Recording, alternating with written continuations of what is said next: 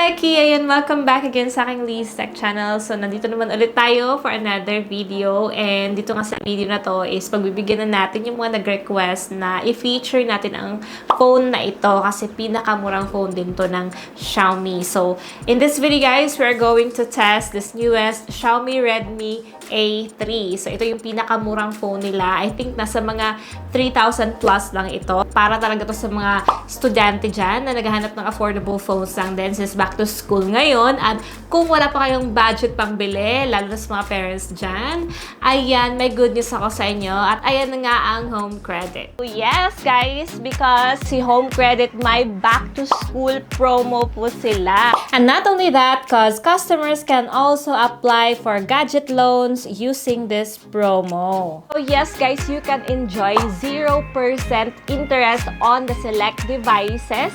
Yung promo period nila is from July 1 until September 30 only. So, kunwari kung gusto nyong bumili ng bagong smartphone, yes, you can have it for as low as 301 pesos per month through home credit lang yan. And of course, sa mga gusto rin bumili ng entry-level laptop para sa school, ayan, you can have it for as low as 1,499 pesos through home credit lang din. At sa mga gusto rin ma-upgrade ng tablet, yes, home credit got you. You can have it for as low as 441 pesos per month through home credit, guys.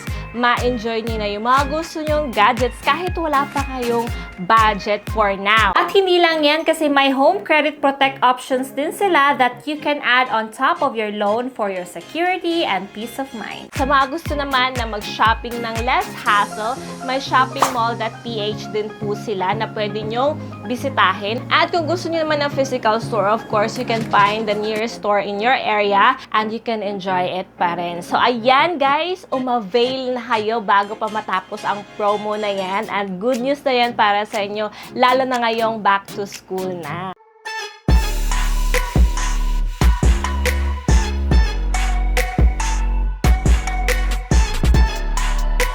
Ito na nga si Xiaomi Redmi A3. Huwag natin patagalin pa guys. I-unbox na natin. As we open guys, bubungad agad yung phone. Ayan. And of course, ito naman kanyang charger na 10 watt lang yung power brick niya at yung USB Type-C cable niya. So, ito na guys, yung phone itself. By the way, yung color pa na meron ako is na kanilang forest green. Ayan. So, ito na siya kateki. Wow, grabe naman.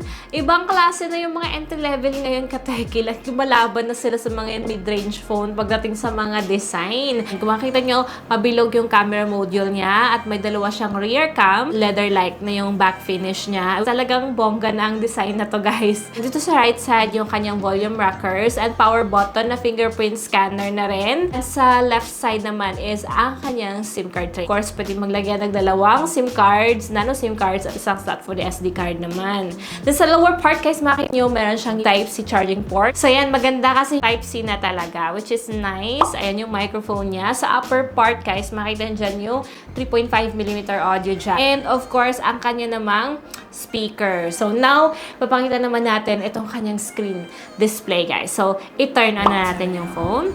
So, ayan kateki, makikita niyo agad dyan as we turn on. Hindi na bad ang kanyang screen quality in fairness. Malinaw na rin naman siya. Though, ayan, yung smoothness, sakto lang, no? Hindi siya ganun ka-seamless or ka-smooth kasi naman entry level lang ito. Pero hindi na siya bad yung kanyang quality ng screen. At yung screen size niya is talagang totoong malawak na siya, guys.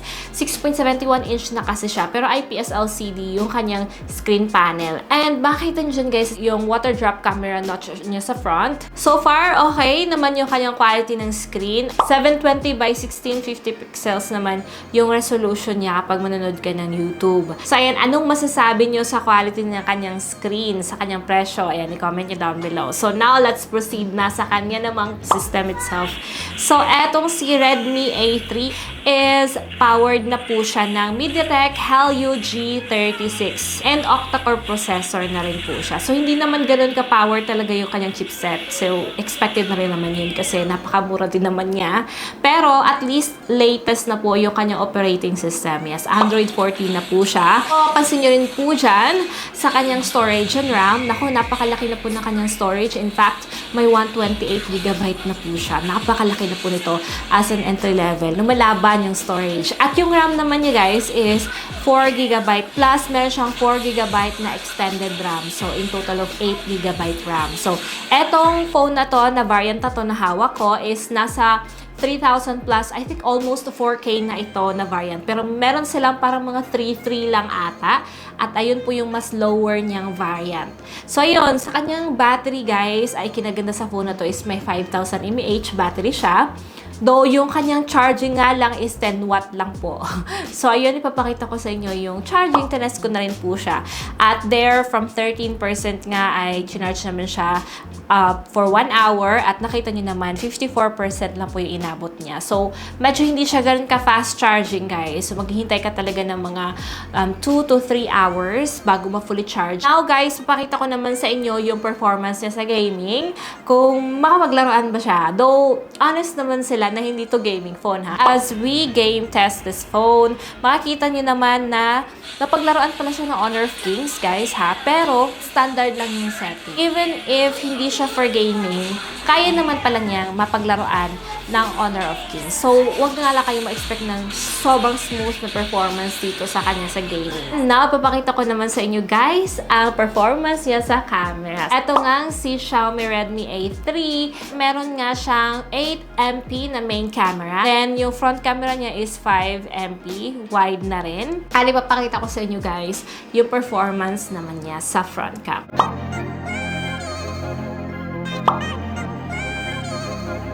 And then, makikita nyo naman dyan, yung kanyang camera, no? Clear pa rin naman siya. Even yung kanyang rear camera, ayan. In fairness ha, kahit yung rear camera niya is hindi na rin bad. Kung makita nyo naman dyan kung gaano naman siya kalinaw. So, sa kanyang camera lang nga niyan sa video is wala siyang stabilizer. Pero wide yung kanyang coverage. At makakapag-video ka ng 1080p at 30 frames per second dito. Perfect to guys sa mga estudyante ngayon na gusto nila ng magandang design. Mukha siyang mamahalin. Pero mura lang pala siya. So, ayan. Pero sa gaming lang, hindi ako masyadong na-impress kasi naman affordable lang din naman kasi siya. So, wag na tayong ma-expect ng too much sa gaming. At yung kanyang charging, no, kasi mahaba talaga oras na hihintayin mo para ma-fully charge. Pero, ang good thing naman this one is matagal din siyang malobat. So, pwede nyo rin itong gamitan as your second phone kasi matagal siyang malobat. And, ayun, so far, okay naman. Again, iba-iba naman tayo ng preference pagdating sa phone. At least, nakita nyo na po yung performance niya. So, ano po yung masasabi nyo dito sa bagong Xiaomi Redmi A3? Ayan, i-comment nyo rin po down below. Ayun lang. At kung ano yung favorite feature nyo po sa kanya. So, ayun lang po. Maraming po salamat guys sa panonood na aking video. Again, kung may mga gusto pa kayong phones na ating i-feature dito sa aking channel, huwag po kayong magdalawang isip na i-comment din down below.